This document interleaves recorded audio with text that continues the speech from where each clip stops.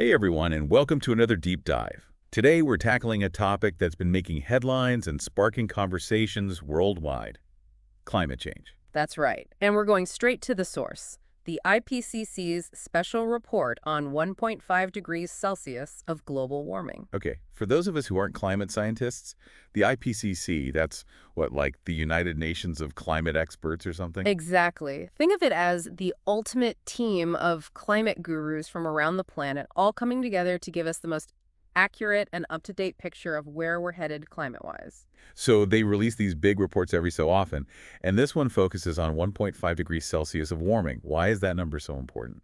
Well, you know how we always hear about keeping global warming below 2 degrees? Yeah, like that's the big threshold we don't want to cross. Right. Well, this report basically says, hold on a second. Even at 1.5 degrees, we're talking about some seriously significant impacts. It's like if 2 degrees is running a red light, then hitting 1.5 is like speeding up to a yellow. It might not be a full-blown crisis yet, but it's definitely a wake-up call. So every fraction of a degree really does make a difference. Absolutely. And here's the thing. The report makes it clear that we're already at about 1 degree Celsius above pre-industrial levels. So like back in the 1700s before all the factories and stuff. Exactly. And that means we're already seeing the early stages of those boiling over impacts, so to speak. Wow, that definitely puts things into perspective. This isn't some distant threat for future generations to deal with. It's happening right now. Right. Think about it: more frequent heat waves, those crazy downpours that seem to be happening everywhere, and even shifts in where plants and animals can survive. Okay, so let's get specific. What does a 1.5-degree warmer world actually look like? Because it's not like the whole planet is just going to be a degree and a half warmer everywhere, right? Yeah, good point. It's not about everything being a tad warmer. It's about the extremes becoming, well, more extreme. Think about it this way. Some areas, especially on land, are going to heat up a lot faster than others. So some parts of the world are going to get hit harder and faster. Exactly. What about rainfall? How does that factor into all of this? Well, imagine this. Some areas that are already pretty dry, like southern Europe or the Mediterranean, those areas are projected to get even drier. More droughts, more water shortages. Makes sense. Drier places get drier. But then on the flip side, other regions could actually see a lot more rainfall. We're talking potential for more flooding, more intense storms. So it's like the weather's going to be all over the place. Pretty much. And that kind of unpredictability, it has huge implications for agriculture, for access to clean water. And it's not just about hotter summers or those wild swings in rainfall, right? The report also talks about an increase in extreme weather events. Exactly. We're talking about those record-breaking heat waves becoming more common. Like what used to be a once-in-a-century heat wave could become the new normal. So we could be seeing more of those extreme weather events that we've been experiencing in recent years. Right. And heavier rainfall means more flooding. And on the other side of that, you have longer, more intense droughts. And again, these aren't just abstract events. They have a real impact on people's lives, on entire ecosystems. This is a lot to digest. And we haven't even touched on what a 1.5-degree warmer world means for the oceans. The oceans are feeling the heat, literally. Think about coral reefs, those incredible underwater ecosystems. They're incredibly vulnerable to even small changes in temperature. And those reefs are essential for all kinds of marine life. Exactly. And the report suggests that even at 1.5 degrees of warming, we could see widespread coral bleaching, which can be devastating for those ecosystems. Wow, so even at 1.5 degrees, the impacts are pretty significant. Absolutely. So we've painted a pretty sobering picture here. It's clear we're facing a real challenge, and every fraction of a degree matters.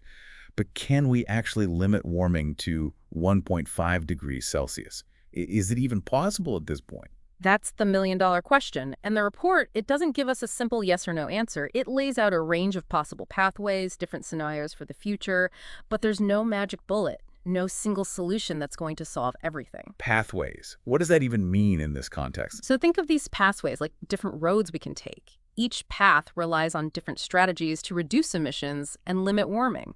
Like how quickly can we transition to renewable energy sources? Like solar and wind power. Exactly. And what about energy efficiency? Can we reduce our energy consumption overall? The report explores all of these different factors. So, a buffet of options, but no guarantees. It sounds like we've got our work cut out for us. What are some of the most crucial things highlighted across these different pathways? Well, one thing that's consistent across almost all of these pathways is the need for a massive energy makeover. Okay, so what does that look like? Are we talking like solar panels on every rooftop and wind turbines as far as the eye can see? Exactly. Imagine a world where instead of relying on fossil fuels, we're harnessing the power of the sun, wind, and other renewable sources. Less reliance on those gas-guzzling cars and coal-fired power plants. Exactly. Picture this. Electric buses zipping through city streets, homes powered by solar panels, and airplanes soaring through the sky using sustainable fuels. That sounds pretty futuristic, but also pretty amazing. It's closer than you might think. The report actually suggests that to hit that 1.5-degree target, we need to be getting most of our electricity from renewable sources by 2050. Wow, that's a pretty big shift. But right now, fossil fuels are still a major part of the energy equation. So how do we bridge that gap in the meantime? It's not just about switching sources, it's about using the energy we do have more efficiently. So like, what, being more energy conscious in our daily lives? Yeah, Turning off the lights when we leave a room, that kind of thing. exactly. But think bigger, too. Imagine buildings designed to conserve heat in the winter and stay cool in the summer. Appliances that sip energy instead of gulping it down. So making smarter choices about the products we buy and how we use energy in our homes and workplaces. Absolutely. It's about those everyday decisions adding up to a collective shift in how we consume energy. I'm starting to feel like I need to swap out my old light bulbs already. But even with all those individual efforts, there are some sources of emissions that seem almost impossible to avoid. What about things like heavy industry or those long-haul flights? How do we tackle those? You've hit on a really important point. Even if we make a rapid switch to renewable energy and improve energy efficiency, there are still going to be some emissions. And that's where things get really interesting. The report talks about something called carbon capture and storage, or CCS. Carbon capture, that sounds pretty high-tech. It is. Basically, imagine capturing carbon dioxide emissions directly from those hard-to-decarbonize sectors, things like industrial plants or power plants, and then storing it safely underground so it doesn't enter the atmosphere. So, like trapping those emissions before they can contribute to climate change? Exactly. It's a way to mitigate the risks while we continue to transition to cleaner alternatives. That's pretty amazing when you think about it. But it also sounds incredibly complex and probably expensive. You're right. It's a complex technology, and it's still evolving. It makes you wonder, though, what's the cost of not doing it? If it could help us avoid some of those more catastrophic climate scenarios. Exactly. It's a balancing act, weighing the costs and benefits. We've talked a lot about energy, but what about the role of land use in all of this? I remember you mentioned that it's not just about what's powering our homes and cars. You're absolutely right. The way we use our land plays a huge role in both contributing to and mitigating climate change. So like deforestation. Exactly. When forests are cut down, massive amounts of carbon dioxide are released into the atmosphere. But on the flip side, forests also act as carbon sinks, absorbing carbon dioxide from the air. So protecting existing forests and planting new trees is crucial. Absolutely. And then there's agriculture. The way we produce food has a big impact on the climate, too. So it's about how we manage our farms and what we choose to grow and eat. Precisely. The report highlights the potential of things like regenerative agriculture, which focuses on practices that enhance soil health and sequester carbon. So it's like turning our farms into carbon capturing machines. Exactly. And by making different choices about what we eat, like reducing our consumption of meat, we can lessen the environmental impact of agriculture. It's incredible how interconnected all of this is. Every decision we make, from what we eat to how we power our homes, has a ripple effect on the planet. But with all of this talk about global shifts in energy and land use, it's easy to feel overwhelmed. What can we as individuals actually do with all this information? So we've talked about these huge global changes, energy, land use, but what about those of us who aren't, running big companies or farms? What can we actually do in our own lives to make a difference? Well, those big changes, they actually start with us, with the everyday choices that we all make. So those things we hear about all the time, like taking shorter showers or switching to LED light bulbs, those really matter. They really do. Every time we choose to walk or bike instead of driving, every time we eat less meat or buy locally sourced food, we're making a difference. It's about being more mindful of our impact. Exactly. And our power as consumers, think about it. Every time we support businesses that are trying to be more sustainable, or we invest in energy-efficient appliances for our homes, that sends a message to the market. It's like voting with our wallets for the kind of future we want to see. Precisely. It all adds up.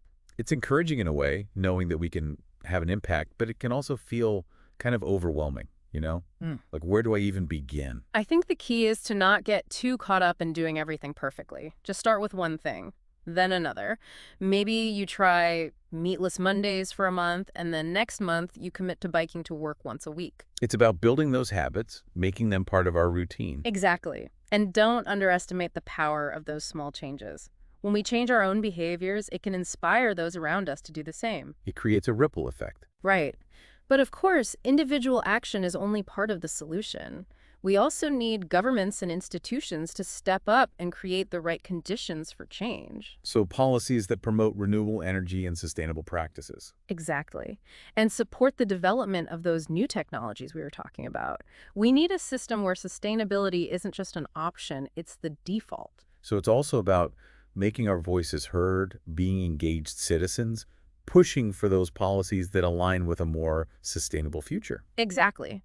And supporting organizations that are working on these issues. Because we're not in this alone. Absolutely not. There are people all over the world who are working towards a more sustainable future. And that's what I think this report ultimately highlights. It's not just a warning, it's a call to action. It's a reminder that we have the knowledge and the ability to create a different kind of future. Exactly. We can limit warming to 1.5 degrees, and in doing so, create a more sustainable and just world for everyone. Wow. Well, we've covered a lot of ground today. It's been quite a deep dive into the world of 1.5 degrees Celsius. We've talked about the very real challenges, but also about the incredible potential for positive change. It's a complex issue, but understanding the science is the first step. Absolutely. And that's why I think conversations like this are so important. So for everyone listening, thank you for joining us on this deep dive. Remember, the future is still being written, and we all have a role to play in shaping it. Until next time.